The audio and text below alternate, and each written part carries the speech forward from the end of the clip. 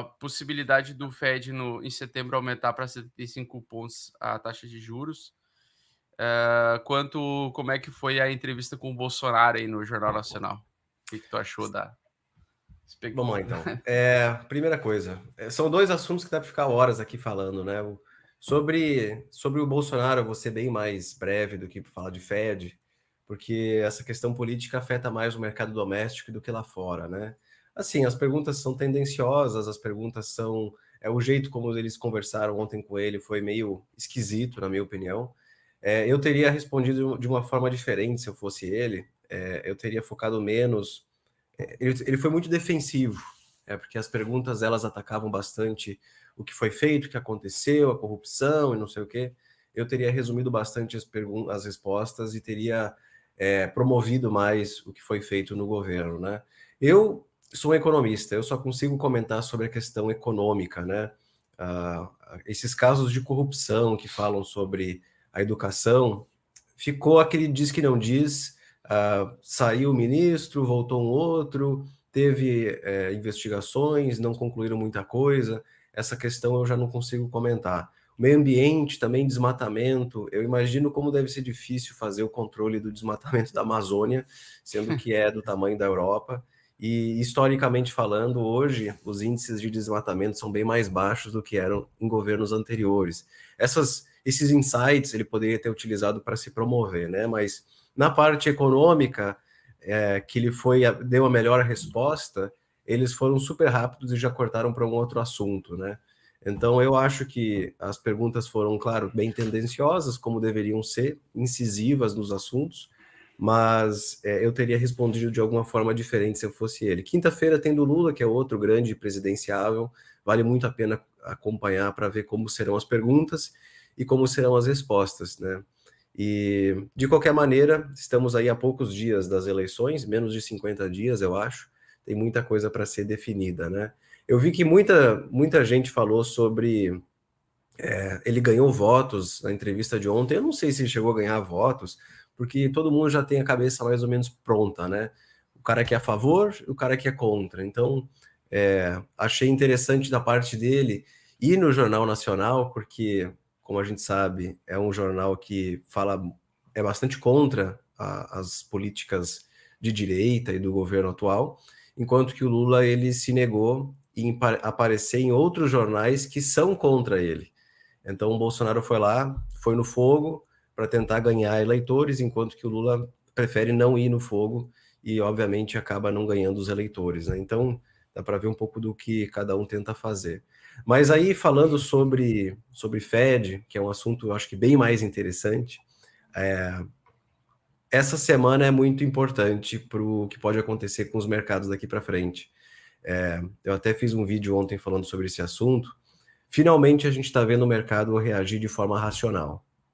A gente está vendo as bolsas caindo de novo, aqueles ativos super especulativos, as meme stocks nos Estados Unidos caindo, né? BlackBerry, AMC, GameStop, Bed Bath Beyond, são todas empresas que não valem nada, mas que o valuation é ridículo Sim. de alto, voltando a cair novamente. E é bem nítido que desde a última reunião no dia 27, essas empresas saltaram na bolsa e agora voltam a cair novamente. E é engraçado que esse movimento de alta e de queda, ele se dá junto com a alta e a queda das condições financeiras dos Estados Unidos. É, Pela primeira vez em 20 e poucos, 30 dias, o mercado está reagindo de forma racional aos fatos, porque ele está com medo da fala do Powell na sexta-feira.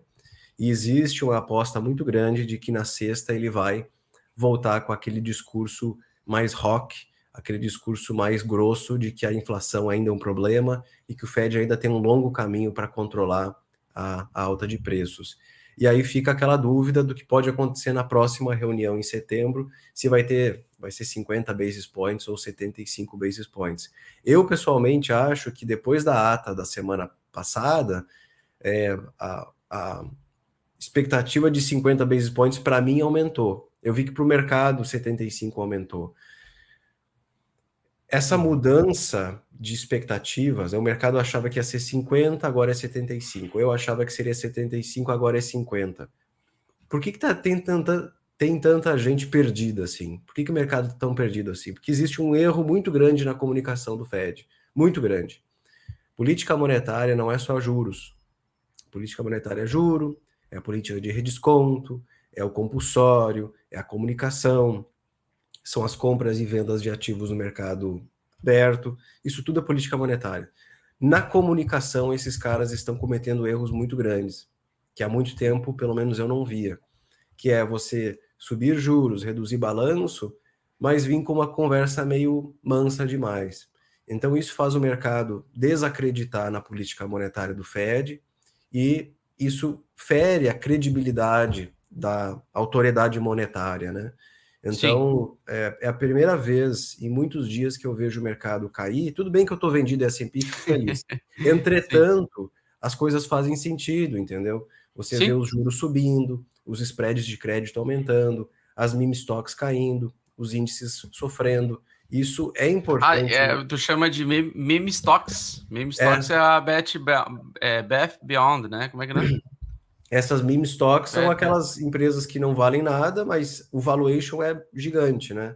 São companhias que antes da pandemia estavam praticamente falidas, e aí na pandemia sofreram aí picos de especulação, Sim. bilhões e bilhões de dólares. Essa Bed Bath Beyond, que é uma empresa de varejo lá nos Estados Unidos, semana passada ela teve o maior volume da sua história de aquisições, de Uhum. negociações. É uma empresa que fez IPO em 1992. Assim, ela está praticamente falida. E aí, numa semana Caralho. qualquer, em que as condições financeiras nos Estados Unidos deram uma melhorada, a empresa tem um pico de especulação. O que está acontecendo? Saiu um dado importante da empresa? Não. Saiu um resultado melhor do que esperado? Não.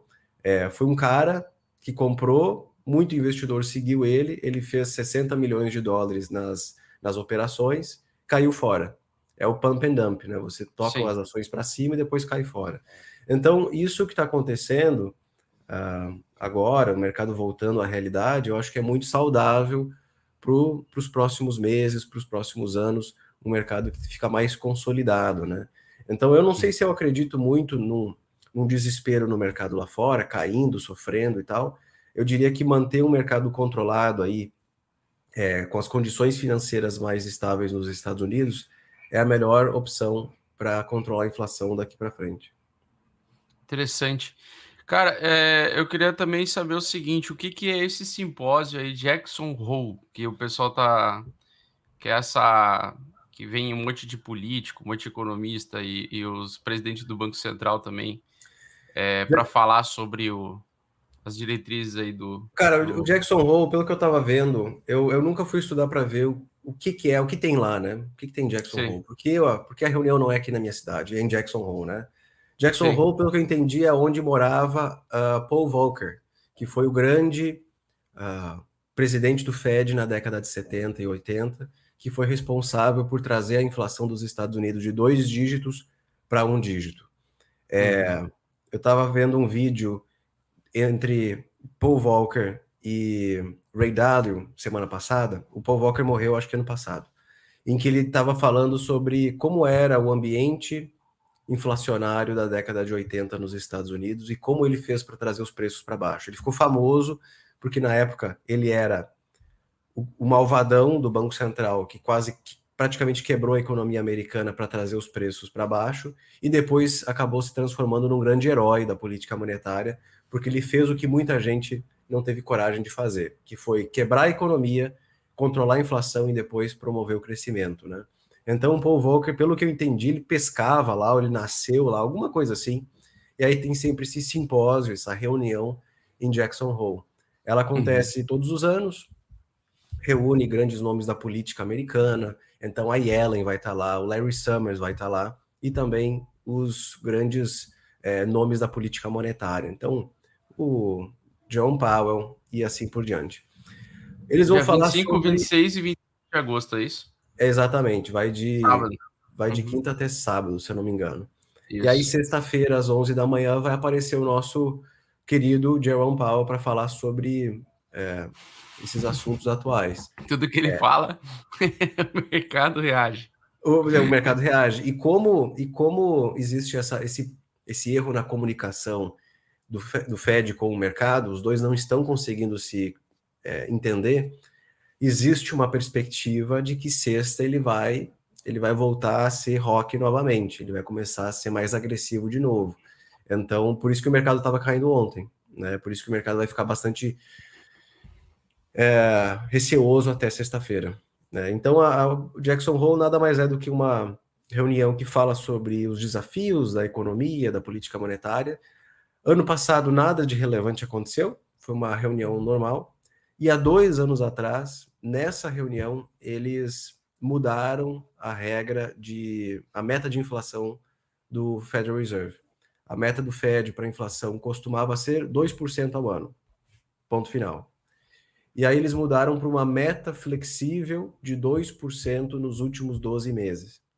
E essa é uma estratégia de política monetária que visa não colocar um teto na inflação, ela é flexível. Dessa forma, a economia consegue ganhar momento, ganhar força, crescer, gerando um pouco mais de inflação do que o normal, e eventualmente o Fed vai lá e começa a subir juros e trazer os preços para baixo. Entretanto, eles fizeram isso, só que a inflação foi muito mais persistente e forte do que eles imaginavam. É por isso que hoje nós temos esse cenário de inflação elevada nos Estados Unidos. Eles foram muito lentos para trazer a inflação para baixo e agora existe esse risco de perda de credibilidade por parte do Fed, né?